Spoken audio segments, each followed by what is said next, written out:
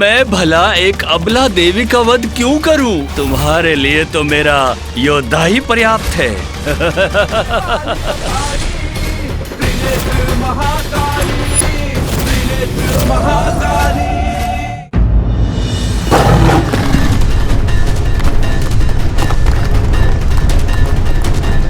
कैसा भयंकर स्वर है ये? कौन है?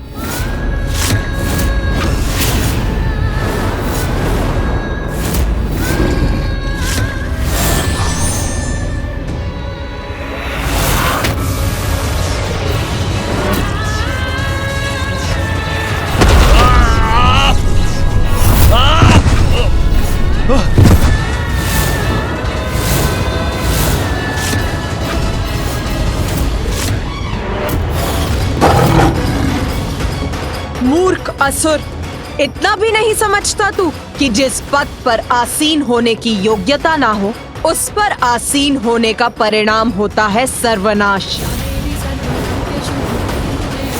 तुम चाहे जो भी हो, मैं तुम्हें छोड़ूंगा नहीं।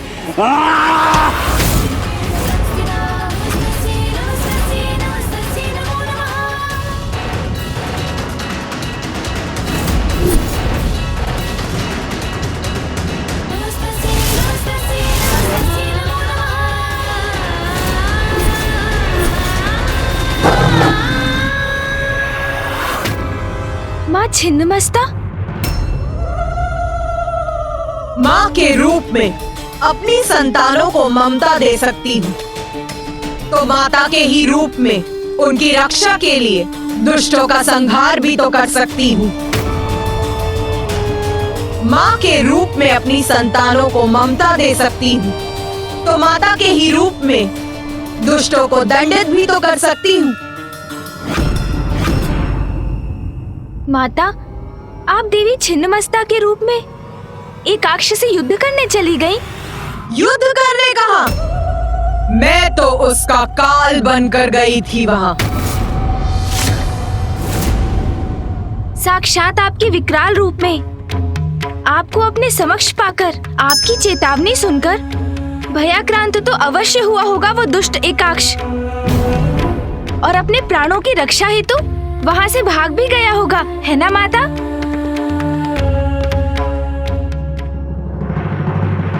मेरे उस रूप में काल था उसके समक्ष, किंतु वो मूर्ख मुझसे क्षमा याचना करने के स्थान पर मुझे और भी उत्तेजित कर रहा था। क्या आपको उत्तेजित करने लगा? किंतु क्यों माता? विनाश काले विपरीत बुद्धि। तो क्या इसका अर्थ है कि दुष्ट एकाक्ष ने अपना अहंकार अब भी नहीं त्यागा था?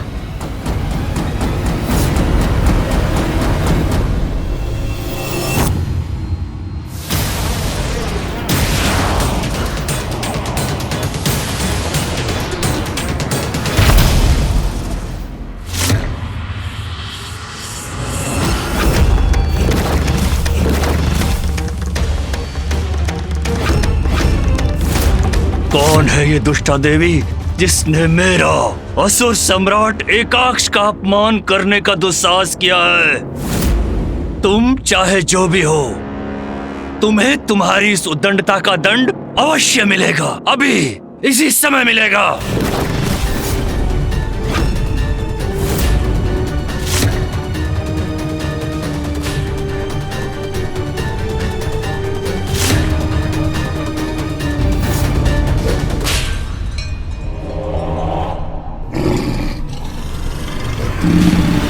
मुझे चुनौती देकर इस देवी ने कितनी बड़ी भूल की है, ये इसे अभी ज्ञात होगा। प्रणाम मातारा।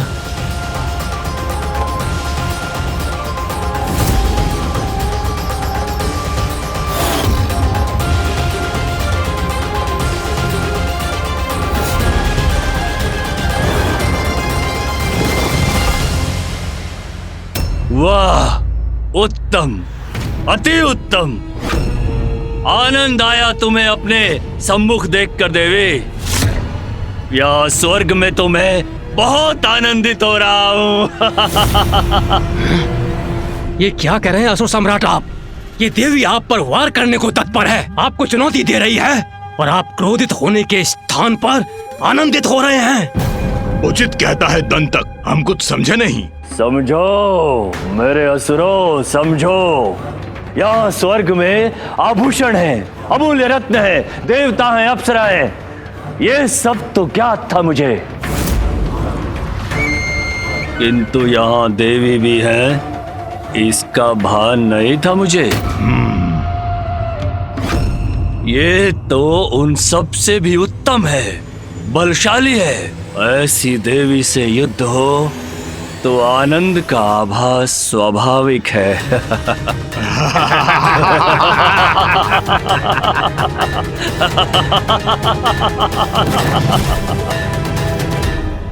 नीचता तो इन असुरों का स्वभाव है, तभी तो माता के प्रति इतने अपमानजनक शब्द बोल रहा है ये दुष्ट।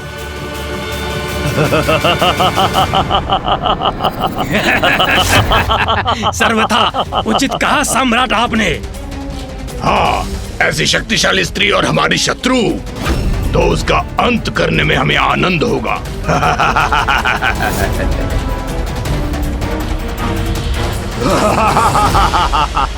कहो देवी, तुम अपने सभी राजाओं का स्वागत ऐसे ही करती हो या ये विशेष स्वागत है स्वर्ग लोक के नवीन राजा असुर सम्राट एकाक्ष के लिए ही है?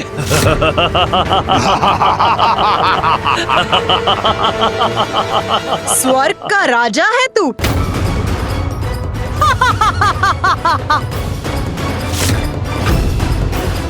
स्वयं को लेकर बहुत भ्रम पाल रखे हैं तूने, किंतु चिंता मत कर एकाक्ष, एक एक करके तेरे सारे भ्रम नष्ट कर दूंगी मैं। शक्तिशाली है ये देवी, किंतु दंड भी है। भ्रम तो इस देवी को है अपनी शक्ति का, जिसे शीघ्र मिटाएंगे हम। एक बार असुर सम्राट एकाक्ष हमें आदेश तो दें, इस देवी का अंत करेंगे हम। मैंने इंद्र और अन्य देवताओं को स्वर्ग लोक से भगा दिया, तो उसने अपने स्थान पर तुम्हें यहाँ भेज दिया देवी। किंतु कदाचित तुम्हें अपनी जिह्वा पर नियंत्रण करना नहीं सिखाया। बहुत छूट प्राप्त है तुम देवियों को यहाँ स्वर्ग में, जो अनुचित है। किंतु अब मैं आ गया हूँ। सब उचित कर दूंगा, सब।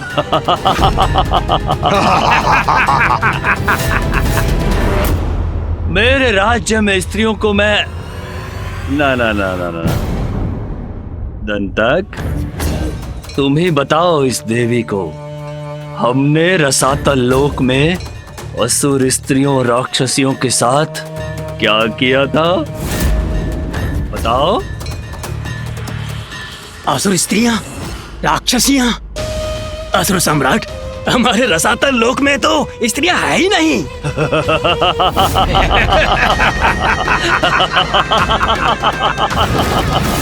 अब इस अबोध देवी को ये भी बता दो कि हमारे लोक में स्त्रियां क्यों नहीं है? असुर सम्राट, आपके आदेश के अनुसार रसातल लोक की सारी स्त्रियां, सारी राक्षसी को तो हम आहार बना चुके हैं।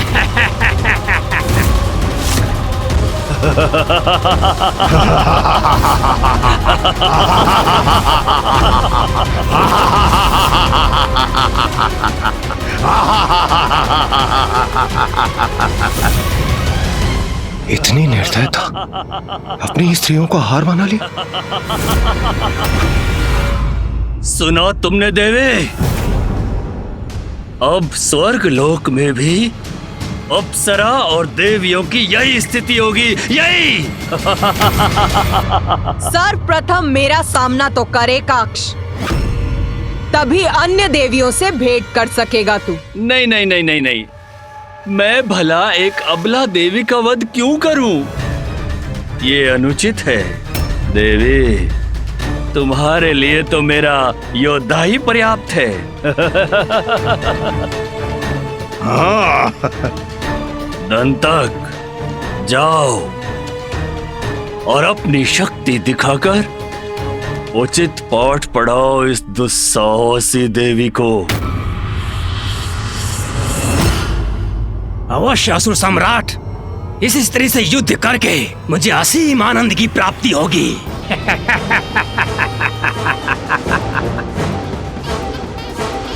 माता पर आक्रमण करेगा ये दुष्ट। इसे ज्ञात नहीं इसका कितना भीषण परिणाम भुगतना होगा इसे।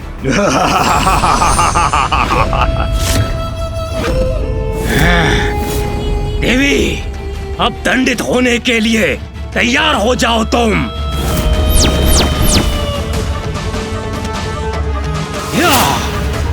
देवी, तुम्हारा अंत करूंगा मैं।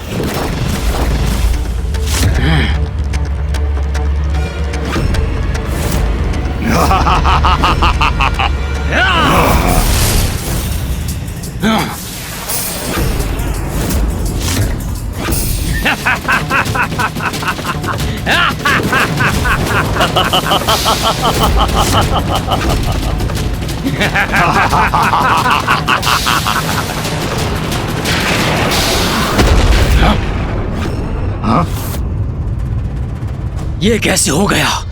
मेरा अस्त्र नष्ट हो गया, मेरा प्रहार असफल हो गया।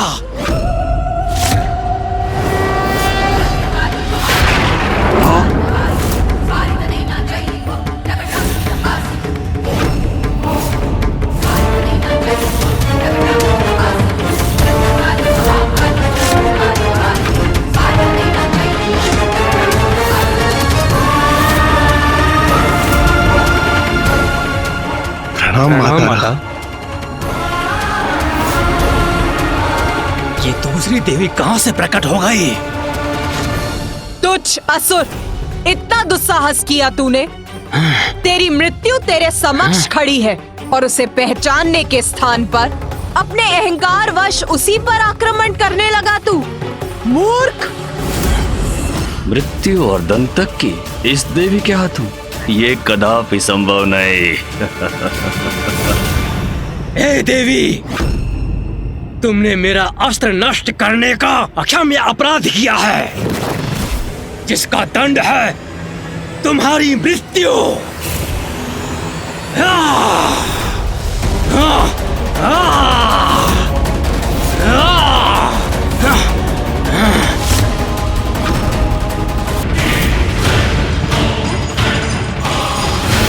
आप चिंता ना करें असुर सम्राट, इस देवी के अपराध का मैं उचित दंड दूंगा। जीवित नहीं छोड़ूंगा मैं उसे।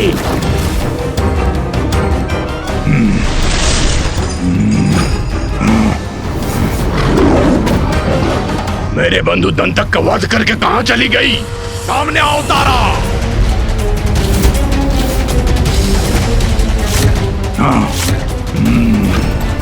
क्या इसी भय से लुप्त हो गई तुम? आओ समक्ष मेरे। कहां गई तुम? तुम्हारे ही कारण ये सब हुआ है। तुम असुर सम्राट का वध करने आई थी ना, अब मैं तुम्हें छोड़ूंगा नहीं।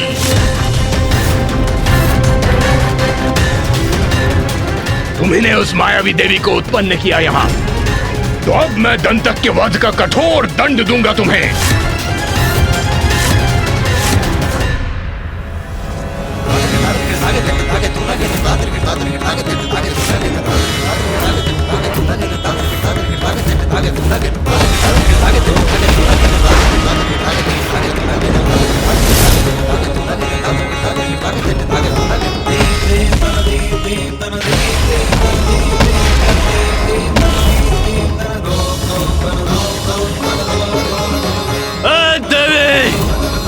अब तुम्हारी रक्षा कोई नहीं कर सकता।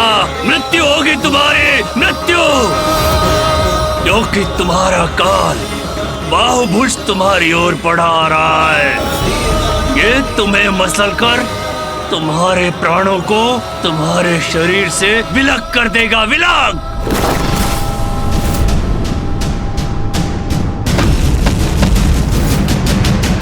ये राक्षस तो बहुत विकराल और बहुत विशाल है। हाँ सूर्यदेव, चिंता तो मुझे भी हो रही है, किंतु माता की नहीं, इस असुर की। इसे ज्ञात नहीं इसके दुस्साहस का कितना भीषण परिणाम हो सकता है।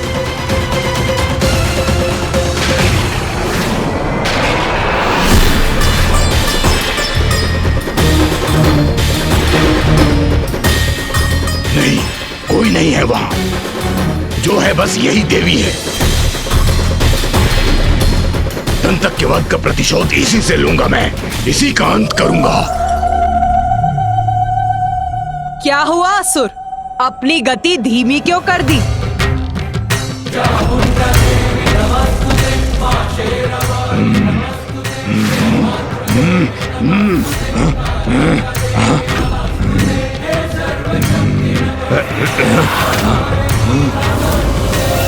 क्या था?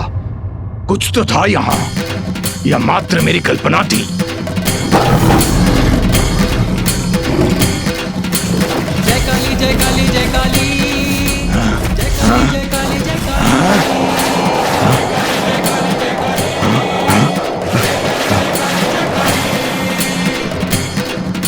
और जो भी था अब कहाँ गया? अब क्यों नहीं दिखाई देता मुझे?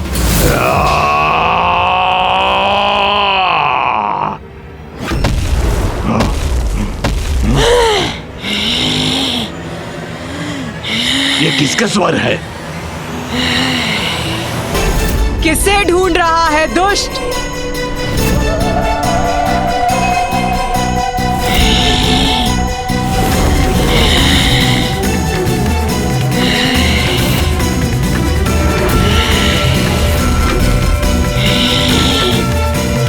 प्रणाम मां काली।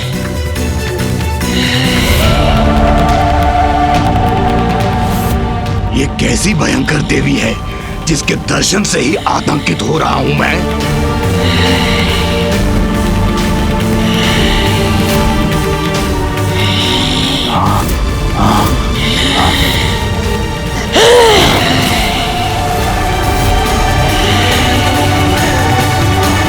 क्यों रुक क्यों गया?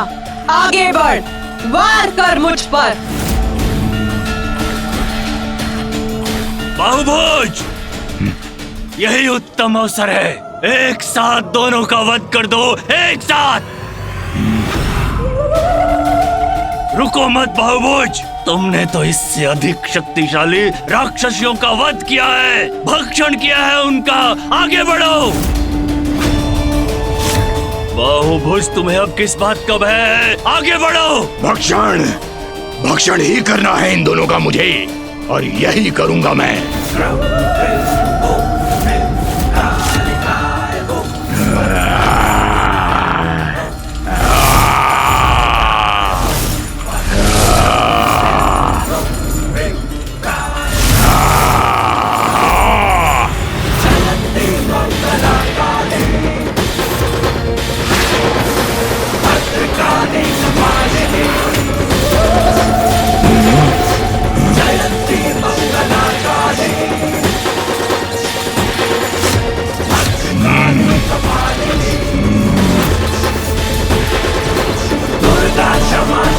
मेरे इतने विनाशक अस्त्र को ऐसे कुंदक के समान थाम लिया इस देवी ने।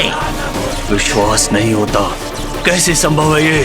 अवश्य ही ये भी कोई माया है इस देवी की। बाहुभुज को आगे बढ़ना ही होगा, वध करना होगा इसका। ये है तेरा अस्त्र जिससे तू मेरा वध करना चाहता था।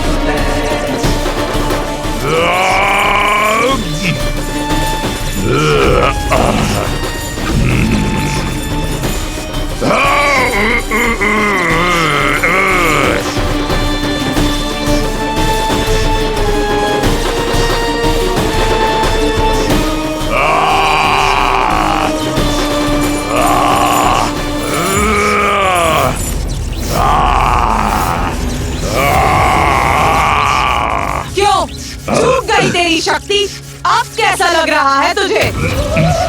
ले, तेरा ये अस्त्र अब मेरा हो गया। यही कर रहा था ना तू देवताओं के साथ, उनके लोक को छीन रहा था। बोल, तेरा अस्त्र मैंने छीन लिया तो अच्छा लगा तुझे? ये तुम क्या कर रहे हो बाबूश? ये समय क्रीड़ा का नहीं है। अपनी संहारक शक्ति का प्रदर्शन करो। यदि यह तुम्हारा अस्त्र नहीं लौटाती तो अपना अस्त्र छीन लो, इस देवी से छीन लो।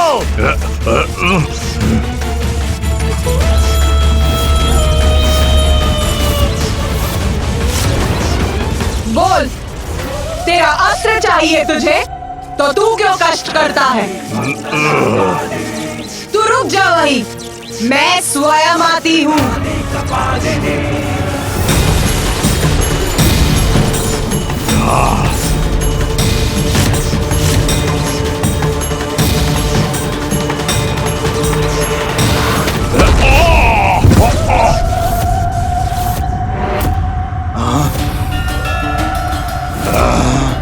इतनी तीव्र गति है इस देवी की कि मुझे स्पष्ट दिखाई भी नहीं दे रही है। कहाँ है वो?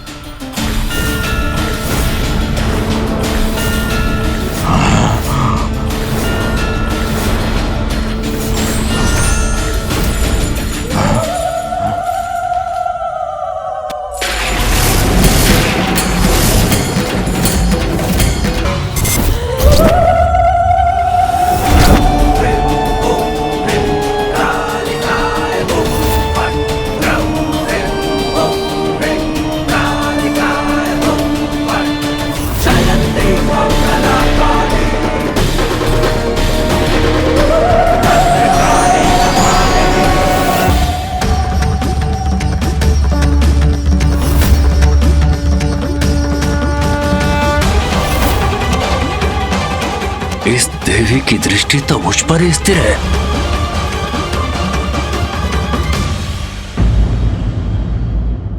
तो माँ तारा और माँ काली ने दंतक और बाहुभुज का अंत कर दिया था। माता की शक्ति का प्रत्यक्ष प्रमाण देखकर तो एकाक्ष की बुद्धि आ ही गई होगी। वो अवश्य अपने घुटनों पर गिरकर गिड़गिड़ाकर माँ से क्षमा याचना कर रहा होगा, अपने प्राणों की भिक्षा मांग रहा होगा, है ना माता? नहीं गणेश, इसके पश्चात एकाक्ष और छिन्नमस्ता के मध्य एक भयंकर युद्ध आरंभ हुआ।